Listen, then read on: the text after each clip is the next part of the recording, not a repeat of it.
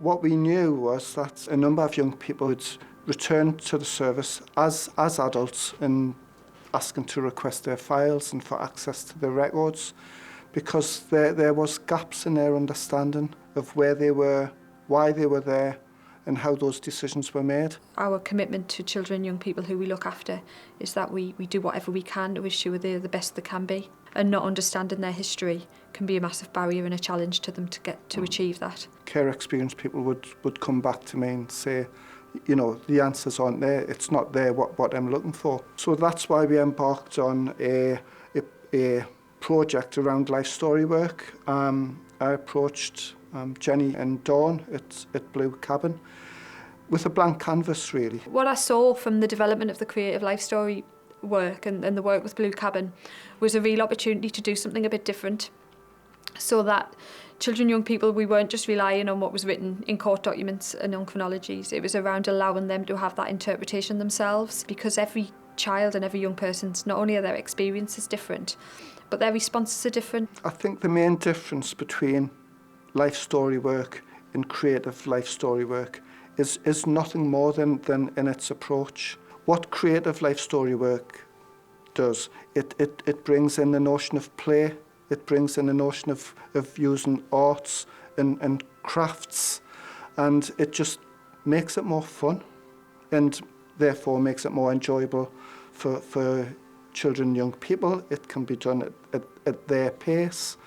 It brings out their kind of talents and interests. It raises their self-esteem. And it is fantastic now. Yeah, it was really well worth it, really.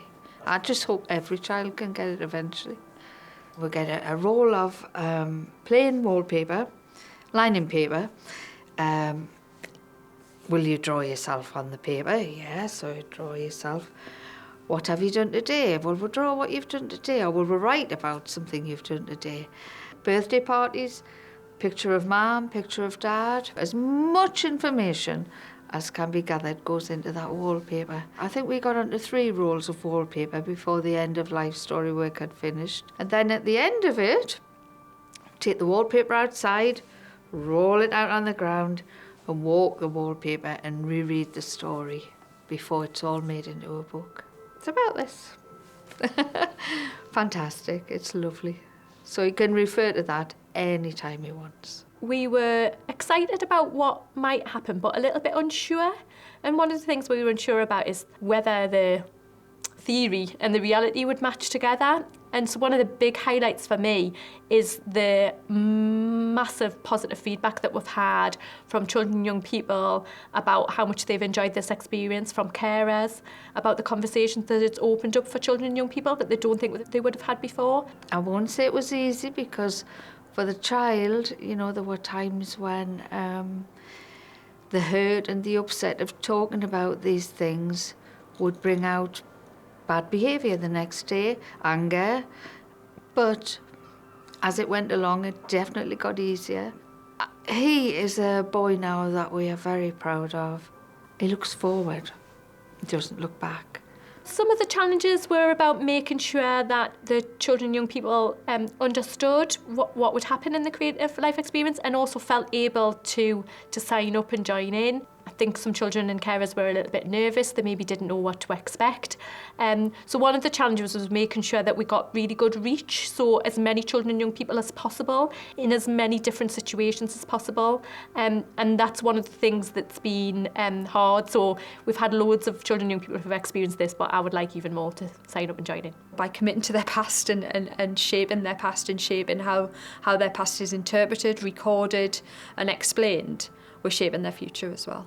I'm really looking forward to the creative element of it. I think it'll be really good fun. I've volunteered to be a pastoral support worker, and my role in that will be to just offer that gentle support if I see a child who looks like they're getting a bit upset, or if they're not able to participate for any reason. I'm there for the child, and I'm there for the carer, and I'm there to support the artist as well.